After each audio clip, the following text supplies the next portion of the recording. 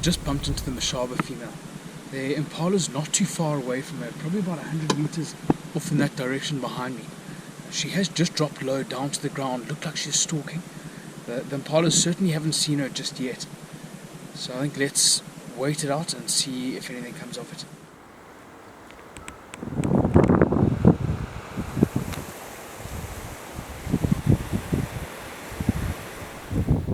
It is very, very blustery, as you can probably hear and see. But these are very good hunting conditions. She's stalking a herd of impala, which is about 60-70 meters away in a tamboti thicket. It's still daylight, which means conditions aren't prime yet. If this wind keeps blowing, when the sun goes down, very good chance she's going to catch something. It's going to be a very dark evening.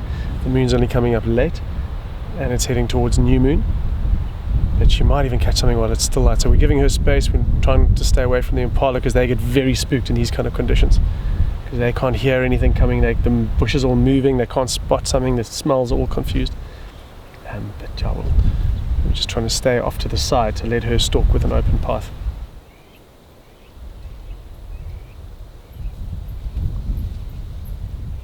So I don't think too much is going to happen now. The impala are all on high alert, which they need to be in these conditions. Although it looks like they're in a thicket where they are in this little grove of tamboti trees is relatively grass free. It's going to be tough for a leopard to make an approach in the last crucial sort of 15 meters without being spotted. So my guess is the Mashaba female is just going to wait till darkness. Maybe something will happen, maybe something will spook the impala, they might run towards her, but I doubt it. I think it's going to be a waiting game.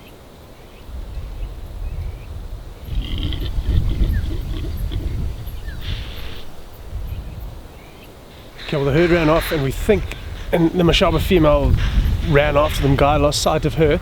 Now suddenly the herd started alarming from the new position they got to. We don't know if she's got one. I don't think so, just given the volume of alarming.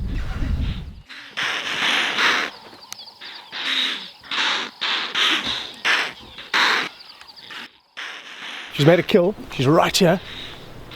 She's just finishing asphyxiating a female impala. Guy's coming to join us, but apparently there's a hyena that is running in this direction that Guy's seen. It's obviously heard the commotion, heard them alarming from the rest of the herd. She won't have time to hoist us. I think she's about to lose the kill.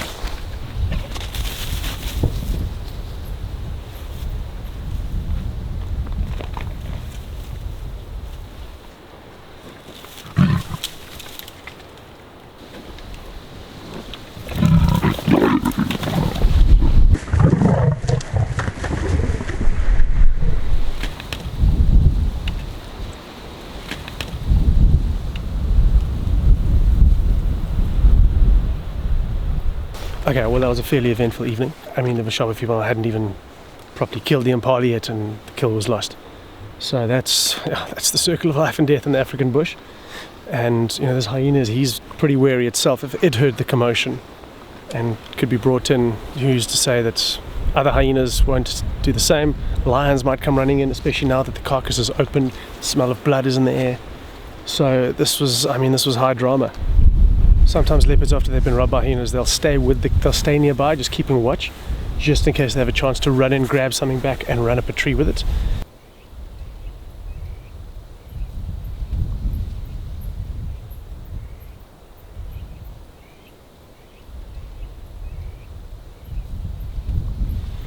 Yeah, well there we go, just like we were saying, she must have been lying very close, because just as the hyena dragged the kill away, she came creeping out of the darkness to try to see if she could steal anything back. Fortunately for her, all that's left is stomach contents. She's now slunk off after the hyena, following the scent trail of the blood of the kill. I don't think she's going to get much though. That hyena's nearly finished the whole thing.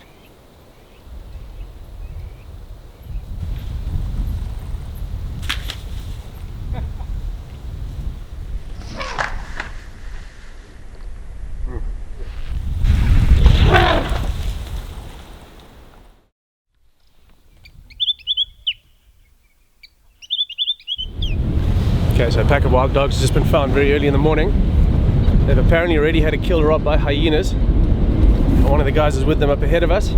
Pete's in the driver's seat. And we're trying to catch up with them as they make their way towards the airstrip where they're likely to be more impala and another good chance for them to hunt.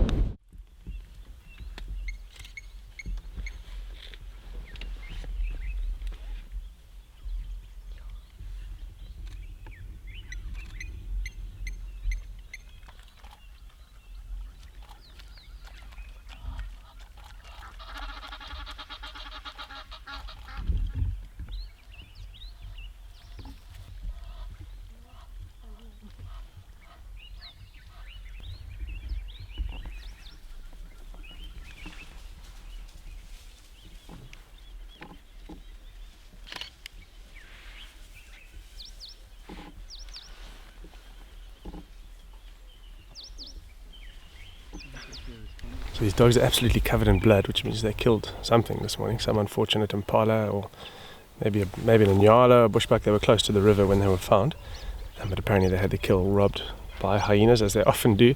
We arrived a bit late for that action, but we were fortunate enough to see them go and drink at a waterhole. Quite a quick viewing because they are very aware of the danger of crocodiles. So they have a bit of a snarl at the water, make sure they get what they need and then quickly leap back. And now they seem to have settled up uncharacteristically early, but it does look like they've got full bellies. Most of the pack have eaten. One doesn't have any blood, so he was obviously off somewhere else, going after the wrong impala. The rest of them are fast asleep. They might move a little bit later because it's not hot yet, but apparently it is going to be quite a warm day at about 34 degrees. So this might be them for the day, which is fantastic for us. It means great place to start this evening. We're only about 300 meters from camp, so couldn't have had a better start to the morning.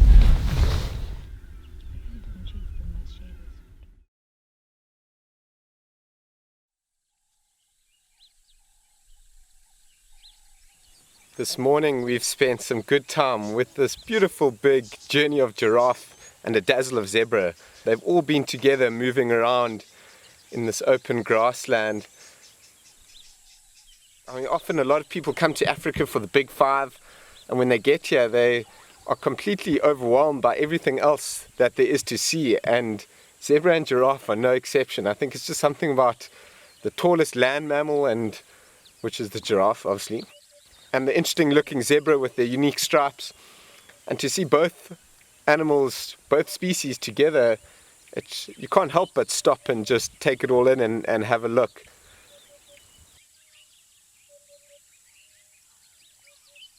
They often are found in the company of one another. They don't compete for the same food, so that's no issue for them. Giraffes are browsers and the zebra are grazers.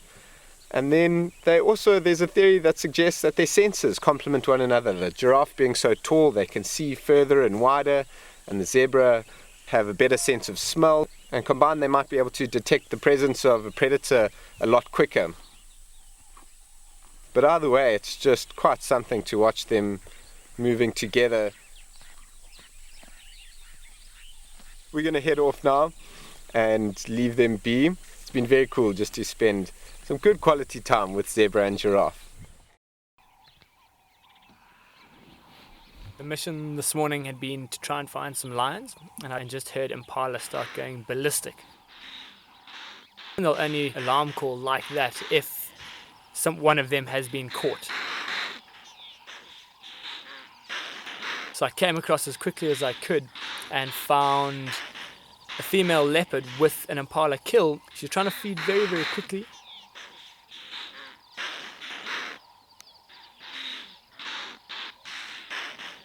So with the impala alarming like this, I wouldn't be surprised if some hyenas do arrive.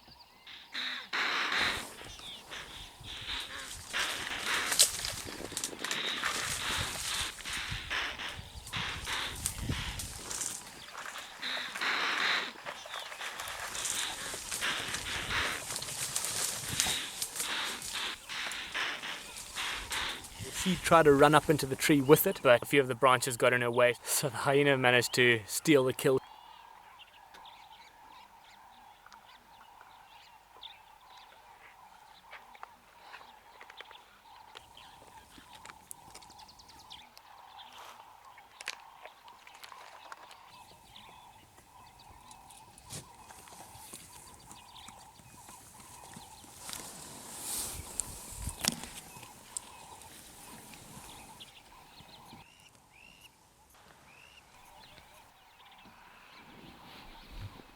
Once she finished eating the scrap, she went off on the scent trying to find where the hyena might have gone.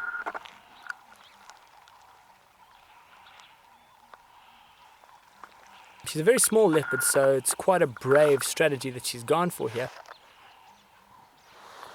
And as she came stalking in, she was hoping to most likely give it a fright. Getting a fright, seeing something coming after it, would most likely drop the piece of meat and run off. And that's exactly what happened.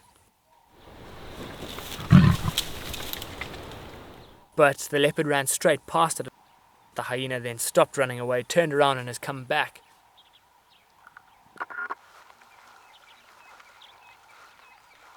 I think this is a battle, it's not going to win. It's not going to get anything more from. So she's most likely going to settle down in the shade or even retrace her steps, trying to pick up any scraps that might be left behind that she missed initially.